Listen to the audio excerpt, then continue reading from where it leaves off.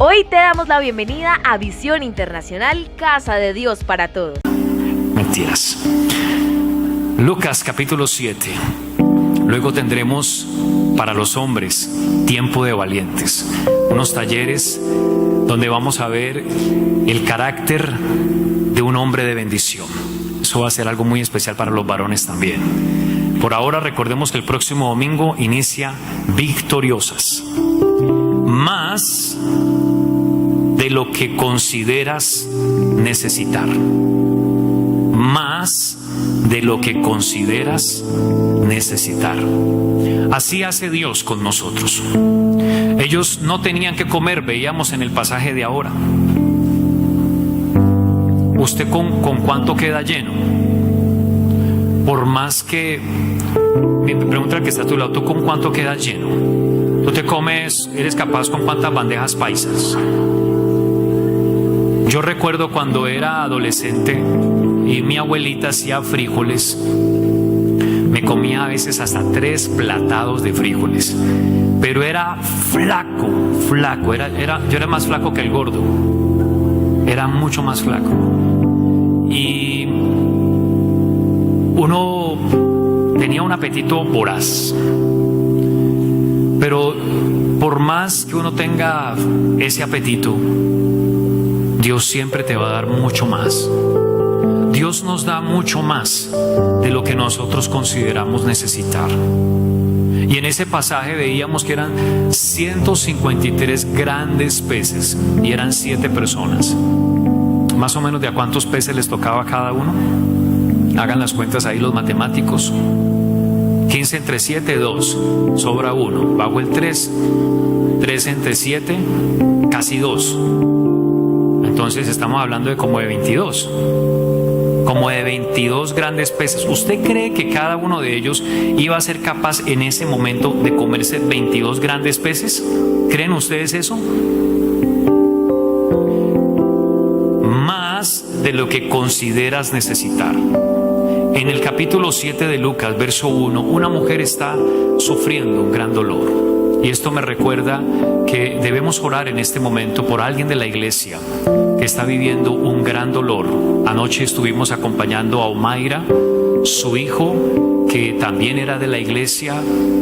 Daniel falleció en un accidente de tránsito muy triste. Entonces yo quisiera que inclines tu rostro. Vamos a acompañarla con nuestra oración en este momento antes de seguir adelante.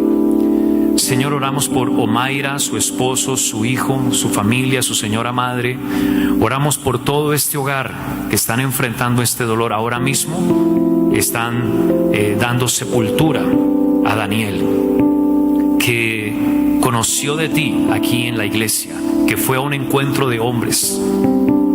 Tristemente tuvo este accidente, Señor. Y nosotros rogamos que por favor tú consueles todo este hogar. Tú traigas, Señor, la paz que sobrepasa todo entendimiento, y que tu gracia sea derramada sobre el corazón de esta hija tuya, Señor, y su casa. Consuélales en este momento tan difícil, en este momento de tristeza, en este momento de dolor, Señor. Solo tu gracia puede llenar, puede fortalecer. Solo tu gracia puede llenar el vacío que Dani deja en su casa a partir de este día. Ayuda a esta mamá, que enfrentar este luto no es fácil. Al ver ese cuarto vacío, esa cama vacía, no va a ser fácil para ella, Señor. Pero tú le puedes ayudar de manera inexplicable. Nadie más lo puede hacer. Oramos que por favor fortalezcas este hogar y derrames de tu gracia y tu favor sobre ellos en Cristo Jesús. Amén y amén. Nuestro tema, más de lo que consideras necesitar. Lucas 7, verso 1. Aconteció después que él iba a la ciudad que se llama Naín, e iban con él muchos de sus discípulos y una gran multitud. Cuando llegó cerca de la puerta de la ciudad, he aquí que llevaban a enterrar a un difunto, hijo único de su madre, la cual era viuda, y había con ella mucha gente. Y cuando el Señor la vio, se compadeció de ella y le dijo: no llores. y acercándose tocó el féretro, y los que lo llevaban se detuvieron, y dijo: joven, a ti te digo, levántate. Entonces se incorporó el que había muerto y comenzó a hablar, y lo dio a su madre. Y todos tuvieron miedo y glorificaban a Dios. Un gran profeta se ha levantado entre nosotros, y Dios ha visitado a su pueblo, y se extendió la fama de él por todo Judea y por toda la región de alrededor. Esta mujer no esperaba que ocurriera eso. Ella no se imaginaba. Por más que amaba a su hijo y por más dolor que tenía en su corazón, había ya una resignación natural de reconocer una realidad humana que todos tenemos que enfrentar en su momento. Que Dios nos guarde y nos ayude. No sabemos en qué momento, en qué condiciones, de qué manera. Y esta mujer no se esperaba eso. Yo quiero que tú sepas que cuando caminamos con Dios, Dios nos conoce más que a nosotros mismos. Dios sabe nuestras luchas, nuestro dolor. Dios sabe nuestras limitaciones. Dios sabe nuestros anhelos. Dios sabe tanto nuestras limitaciones que Él da una promesa, que Él promete que no va a haber ninguna prueba que tú no puedas soportar. Él sabe nuestras limitaciones, Él sabe nuestras luchas. Pero esta mujer no tenía ni idea que algo así podía ocurrir. Eso es lo hermoso, lo maravilloso, que si tú empiezas a caminar con Dios, Dios va a sorprenderte. Hay cosas que tú no le vas a pedir, pero que Dios te las va a hacer. No sé cuántos están creyendo esa palabra. Hay cosas que tú ni siquiera le vas a pedir a Dios, pero que Dios te las va a conceder. Dios lo va a hacer. Esta mujer, ¿en qué momento oró diciendo: Dios, resucítame a mi hijo? Era una oración que para ella no existía. Era una oración que no tenía sentido para ella. ¿Cuántas cosas ni siquiera se nos ocurre pedirle a Dios? ¿Cuántas cosas ni siquiera sabemos que podríamos pedirle al Señor? Y aunque no, escúchame bien, porque ese es el rema de esta mañana para ti, para tu casa, en el nombre de Jesús. Porque hay cosas que ni siquiera tú le estás pidiendo al Señor y Dios te lo va a conceder. Alaba a Dios con todas tus fuerzas. Aleluya. Ahora dice que iban con él muchos en el verso 1, que iban muchos. Dice: e iban con él muchos de sus discípulos, y una gran multitud. Iban muchos. Y el Señor lo que anhela es que todos aquí estemos con Él. Dios, cuánto quisiera el Señor que toda la familia de Medellín le siguiera. Que todos los papás siguieran a Jesús para ser buenos padres, buenos esposos, para reducir el índice de violencia, de orfandad, sacarlos de adicciones al alcohol, a las drogas. A mí me da tanta tristeza cuando uno ve perfiles de Facebook de gente drogándose y creerse orgullosos por eso, o tomando licor, o pensando cosas tan apartes de la palabra de Dios. Es la necedad humana, es el orgullo y la necedad de nuestro corazón como seres humanos. Muchos lo seguían a él, y Visión Internacional tiene que pensar en muchos. Cuando tomamos este lugar de enseguida, tenemos que pensar que sean muchos, y que cuando coloquemos las graderías al fondo, las graderías acá, entonces que el lugar que ya está lleno, porque ya la capacidad de este lugar, la verdad, no nos da, entonces por eso tenemos que ampliarnos. Y estamos felices por eso, pero Dios quiere más, que sean muchos, que sean muchos. Es decir, el deseo del Señor es que sean más. ¿Por qué? Porque no hay otra manera en que el hombre pueda ser realmente feliz, bendecido, pleno. No hay otra manera en que el hombre sepa cómo debe vivir la vida si no caminas con Jesús, si no lo sigues a Él. Por eso hacemos victoriosas, para que las damas vengan y se conviertan en mujeres llenas de Dios, mujeres sabias. Por eso hacemos tiempo de valientes, para que los caballeros vengan y adquieran un carácter de un hombre bendecido y sepan cómo vivir correctamente sus vidas.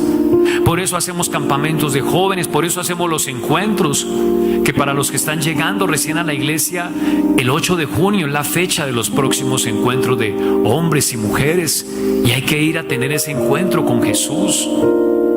Y necesitamos seguirlo a Él, porque si no lo seguimos a Él, entonces esta promesa, porque este título del mensaje es como una especie de promesa, más de lo que consideras necesitar, no lo vas a ver. Si Jesús no se hubiera aparecido en la playa a decirles: hijitos, ¿tienes algo de comer? ¿Qué hubieran comido? ¿Qué hubieran comido? ¿Qué hubieran comido? Absolutamente nada. Si no sigues a Jesús, no hay nada para ti. Abraza al que tienes a tu lado con amor y respeto. Dile: si no sigues a Jesús, no hay nada para ti. Pero si sigues a Jesús, aun cuando no tengas nada, habrá abundancia para ti. ¿Tú lo crees? Cuando llegó cerca de la puerta de la ciudad, Jesús iba caminando. He aquí que llevaban a enterrar un difunto, hijo único. Mire el cuadro tan crítico de esta persona.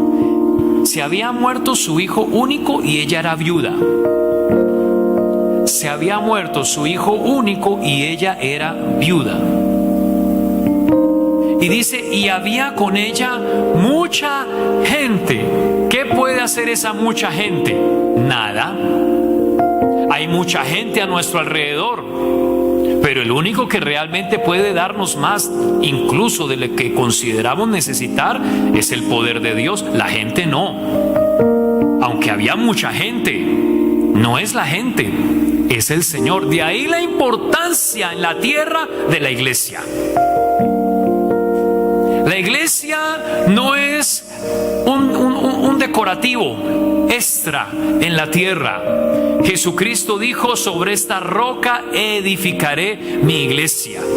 Me entristece que hayan personas que han conocido al Señor y tomen en poco la labor de la iglesia. No es bueno que tú cultives esos argumentos en tu corazón. Eso no es sano, porque allí hay una trampa del enemigo para endurecer tu corazón. Muchas veces conocemos a Cristo, pero el corazón como que se va endureciendo. Ten mucho cuidado, incluso mucho cuidado de lo que tú dices de una iglesia o de lo que tú dices de un pastor. Eso debes tener mucho cuidado. ¿Por qué? Porque el Señor fue el que estableció la iglesia y estableció los siervos de Dios, los pastores, para cuidar la iglesia y predicar el evangelio.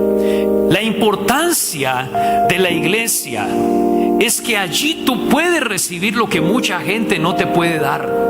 Es que tú puedes venir acá y recibir sabiduría, fe, aliento, fuerza. Es que aquí recibes una palabra profética, una promesa del Señor, y vas, la obedeces y ves el resultado. Aquí se ora. Ayer en la alborada de oración, las puertas están abiertas para todos. Todos, yo los invito a todos ustedes, los que nos están viendo, vengan a la alborada de oración los sábados a las 5:20 de la mañana. Vengan, oremos juntos. Hay un poder de Dios muy fuerte cuando oramos juntos. Pregúntale al que está a tu lado: ¿tú has venido a la alborada los sábados a las 5:20 de la mañana? ¿Has venido? Te invito para que vengas. Te invito para que vengas. Le aseguro que si yo dijera: después de la alborada vamos a regalar calentado para todo el mundo, eso vea, mejor dicho, vea, imagínense calentado con su cañón de cerdo allí, con su arepa, chocolate, ¿sí? Ese pan queso de la miguería. No, Dios mío bendito. Qué cosa tan impresionante. Pero mis amados, cuando oramos juntos, mire, anoche fuimos a orar por Omaira. La abrazábamos. Son tiempos muy sensibles, muy duros, mis amados. Y la abrazamos y yo le decía, mira, ayer en la alborada estuvimos orando. Ay, pastor, usted supiera que justo a esa hora yo empecé a sentir una paz tan grande. Yo empecé a sentir un consuelo tan fuerte. Estamos hablando de una mamá que pierde su hijo menor. Y que cuando la iglesia se reunió a orar por ella, ella estaba experimentando en su corazón algo muy especial, la presencia de Dios. La iglesia es supremamente importante para que la promesa de lo que te estoy predicando, que es como una promesa, más de lo que consideras necesitar, se pueda recibir esa promesa. Mis amados, no te dejes envenenar tu corazón y tu mente de los pensamientos del enemigo, que la iglesia no es necesaria, que si me queda tiempo voy a la iglesia, que uno no puede ser tan exagerado, que uno no puede ir a todo lo que haga la iglesia. Usted rechaza esa argumentación del diablo. ¿Por qué entonces cuando estabas en el mundo si le entrabas a todo? Le entrabas a todo. Pues acá que estás con el Señor ahora, Jesús dijo, sobre esta roca edificaré mi iglesia. La iglesia no es un adorno, mis amados. La iglesia no es un accesorio, la iglesia no es cualquier cosa.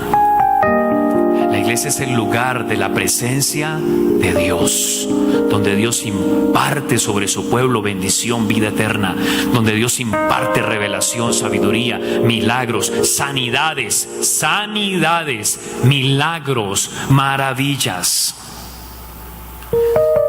Y dice la Escritura entonces que esta mujer tenía ese cuadro bien crítico.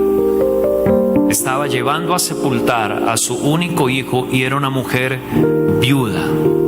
Y en el verso 13 dice que Jesús se compadeció de ella y le dijo, no llores. Se compadeció. Quiero que sepas que Dios te ama y te ama muchísimo. Abraza a la persona que tienes a tu lado y dile, Dios te ama y te ama muchísimo. Dios te ama muchísimo, Él te ama muchísimo. Qué problema que tenemos en la tierra desde que Satanás se nos metió a la familia. Caín mata a Abel y el diablo se metió en la familia a partir de ese día. Separó la primer pareja. ¿Y dónde está tu mujer? No sé. Pero ¿y por qué hiciste eso, Adán? La mujer que usted me dio, esa señora. Y vino ya la confrontación, la pelea, y Satanás se metió en la familia. Pleitos entre los esposos, discusiones, y a veces se dicen unas cosas entre aquellos dos seres que antes se declaraban amor, que antes flotaban. Amor, sí, mi príncipe, princesa, ¿cómo estás, mi vida? Mi terroncito de azúcar, mi cuchi cuchi. Luego vienen esos sablazos y esas peleas y ¡tras! Y entonces ella se convierte en una fiera.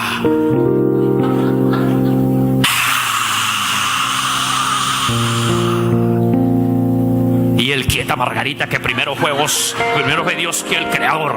Quieta Margarita. Culebrero ahí, tal culebrero, ¿cierto? Y se metió Satanás entre los hermanos. Y Caín mató a Abel. ¿Y por qué me cogen mis cosas? Y que respetame, y que no sé qué, y no sé cuántas. Y entonces, y espérate y verás, y te voy a dejar sin carne en el almuerzo, y no sé qué, y no sé cuántas. Hice una garrotera impresionante, hermano. Y se metió Satanás en la familia a destruirla, a dañarla. Pero escúchame bien, el Señor quiere manifestarse en tu casa, traer armonía, traer paz. Y en el nombre de Jesús, tú y yo tenemos que entender esto. No podemos sacar a Dios de nuestras vidas. No podemos sacar a Dios de nuestras casas. Porque entonces todo se acaba, hermano. Todo se destruye. se compadeció. Dios te ama y Él se compadece. Él se compadece de la situación que estás viviendo ahora mismo. Él se compadece de la injusticia que están haciendo contigo. Hay personas que ni siquiera en su casa sienten amor. Y es mucha gente. Yo vengo de una familia, somos 25 hermanos. Tengo mi papá, mi mamá, mis abuelos, mis tíos. Pero hay gente que aunque tiene su familia, hay muchos, como Satanás se metió en la familia, a veces no hay esas expresiones de amor. A veces no existe la palabra te amo. A veces la gente no se despide ni siquiera de beso. Y las relaciones son tensas porque el diablo se metió en la familia. Pero hay que sacarlo en el nombre de Jesucristo. Quien debe reinar en la familia es Cristo. El amor de Dios es el que se debe manifestar en nuestra casa. Levante su mano derecha y diga: el amor de Jesús es el que se manifiesta en mi casa, hecho fuera toda tiniebla de mi hogar, de mi casa, en el nombre de Jesús. Vuelvo y te repito, Dios te ama y te ama muchísimo. Y muchas veces no sentimos ese amor ni siquiera del papá, de la mamá, del hermano, del esposo, de la esposa. Y Dios se compadece de ti. Él se compadece de lo que estás sufriendo, del diagnóstico que te dijo el médico, de que sientas que ese hijo que tú un día criaste con tanto esfuerzo y le has dedicado tu vida, sientas que ahora ese hijo es un desagradecido, que no te ama, que te trata brusco, que no tiene consideración contigo. Él se compadece y Él quiere cambiar el corazón de ese hijo. Él se compadece de ti cuando los negocios no funcionan. Levantaste un negocio y quebraste y no resultó, y tenías todo el sueño, toda la aspiración de crecer, de avanzar, pero te fue mal. Invertiste dineros porque pensaste que eso te iba a traer unos beneficios y eso se fue al piso. Y Dios se compadece de ti justo en ese momento.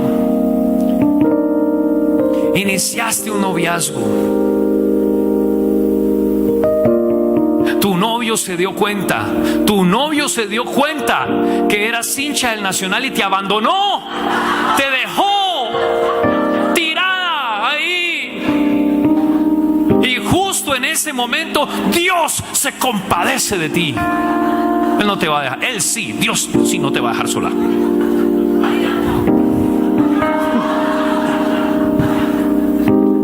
Póngale el equipo que usted quiera al ejemplo anterior. Ahora escúchame. Le dice: no llores.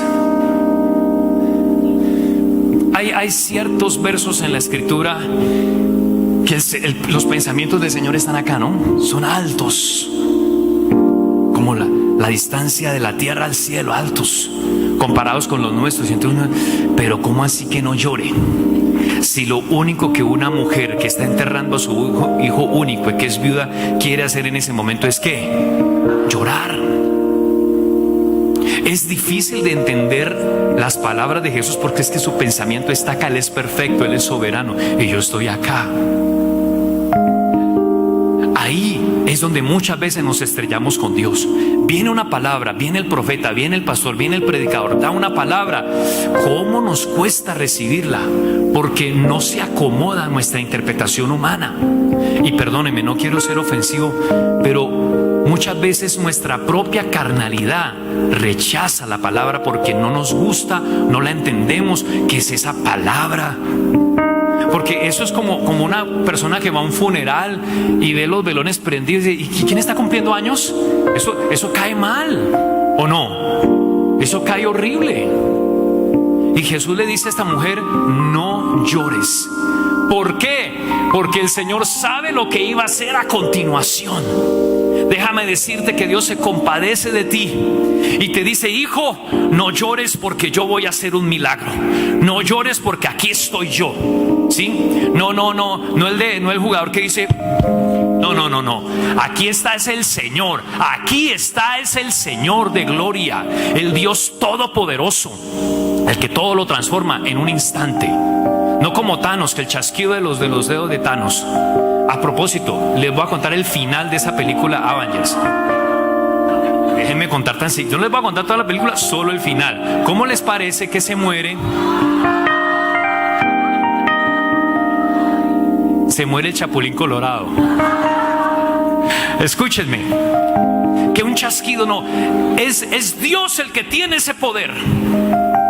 Dios es el único que tiene ese poder. Él sabe perfectamente lo que va a hacer, y hoy te dice: no llores, porque yo voy a hacer algo que tú ni siquiera me lo has pedido. Voy a hacer algo que tú ni siquiera me has pedido. Así que no llores, porque te vas a gozar, vas a celebrar.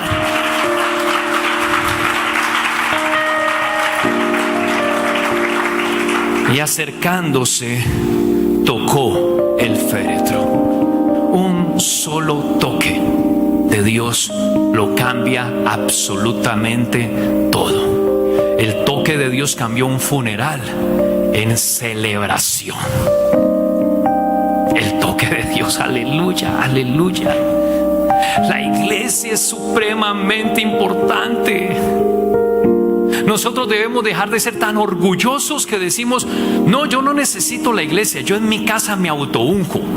Recibe, yo me tiro, ya. Y luego digo: no, recibe más, tan, y vuelvo y me tiro. No, tú necesitas el toque del Señor. Venir a la iglesia hasta en medio de tu quebranto. Satanás te quiere decir: usted para que vaya, vea cómo está, vea lo que le está pasando, vea lo que le pasó en el trabajo, vea que el novio la dejó, vea que perdió no tiene para la matrícula de la universidad. ¿Para qué va para allá? Y justo usted no tiene para la matrícula y es que preparando una promesa de fe para ese pastor. Y el diablo empieza a sembrar cizaña y cizaña y cizaña de una manera impresionante. Pero escúchame bien, Dios está a punto de hacer algo sobrenatural que tú ni siquiera se lo has pedido. Aleluya. Un solo toque.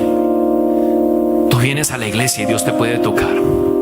Desde que conocí a Jesús a mis 16 años, nunca me he perdido la corrida de una silla en la iglesia. Y eso que la iglesia donde yo nací tenía una liturgia muy distinta a esta. Era una iglesia más calmadita, una iglesia de himnos, una iglesia donde no se hacían de pronto muchas palmas.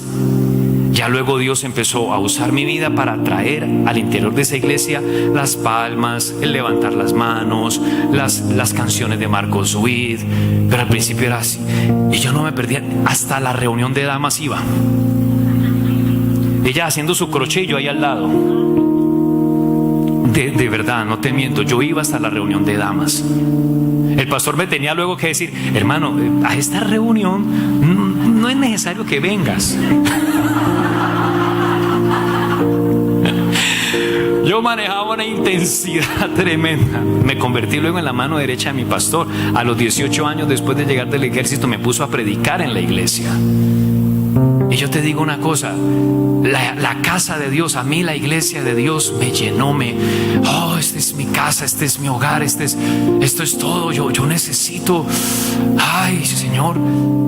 Y tú necesitas sentirte así. Si tú no te sientes así, es porque el enemigo ha avanzado en tu corazón de una manera muy peligrosa y muy delicada. Si tú no sientes pasión por el templo, pasión por la casa, pasión por estar en la iglesia, pasión por venir a alabar a Dios, hay un terreno que el enemigo está ganando en tu corazón y que hoy tú tienes que reprender al diablo y sacarlo de tus pensamientos y de tu corazón. Al diablo no le gusta la alabanza. En la mayoría de iglesias cristianas la gente llega después de la alabanza. La mayoría de personas llega después de la alabanza. Pregúntese por qué. La alabanza le produce un daño terrible a las tinieblas. Satanás en sus inicios era un ministro de alabanza en el cielo. Él se rebeló contra Dios y Dios lo destituyó del cielo. Y por eso Satanás usa con mucha fuerza la música para mandar mensajes desastrosos de adulterio, infidelidad, drogas, de mami perrea, de no sé qué y no sé cuánta, una cantidad de vulgaridades y cosas pero terribles, hermano. Y quiero que sepas que la alabanza es supremamente importante en tu vida. Colócate el desafío, el reto: Señor, yo voy a llegar de ahora en adelante 15 minutos antes de que inicie la reunión. Que la reunión en la iglesia comienza a las 9:50 de la mañana. Yo voy a llegar a las 9:40 con mis invitados.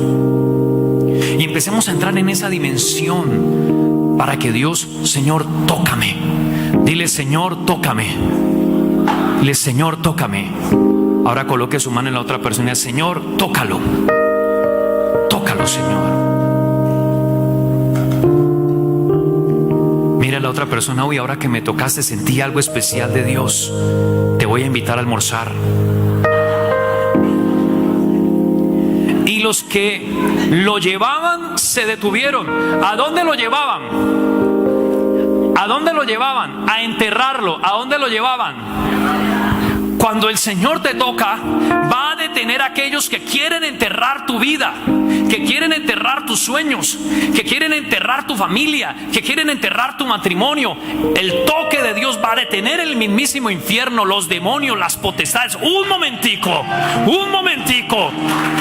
Aquí está mi hijo. Ustedes no lo van a enterrar.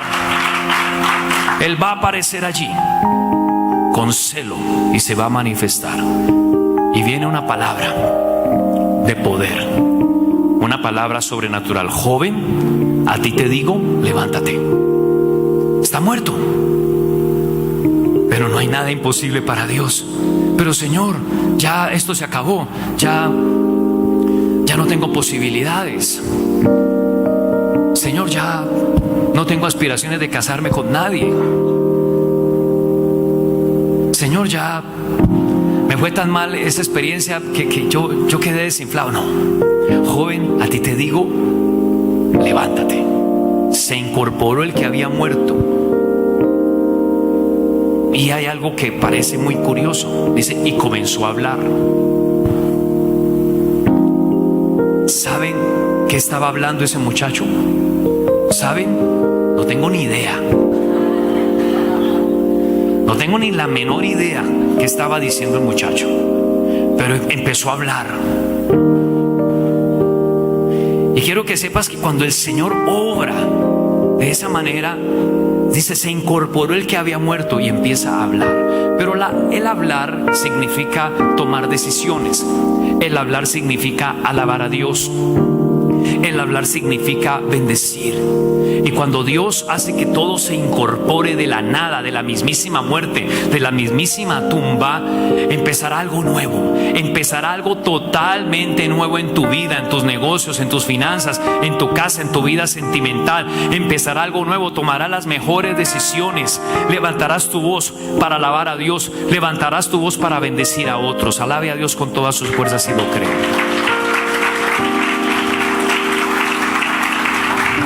Y dice: y lo dio a su madre. ¿Y lo dio a quién? A su madre. Dígale que está a su lado: su madre. O sea, pues que lo dio a su madre. Lo dio a su madre. Lo dio a su madre. Y el Señor nos da lo que no le habíamos pedido jamás. Dios te va a dar, va a poner en tus manos lo que tú jamás le habías pedido a Él. Lo pondrá en tus manos. Lo que tú habías descartado, lo que tú pensabas que jamás en tu vida iba a ocurrir, el Señor te está hablando proféticamente. Así te dice el Señor: yo lo voy a poner en tus manos. Lo que tú no me habías pedido nunca, lo que tú no te habías imaginado, lo que creías que ya no se podía hacer, yo lo voy a poner en tus manos. ¿Cuántos reciben esa palabra? Aleluya.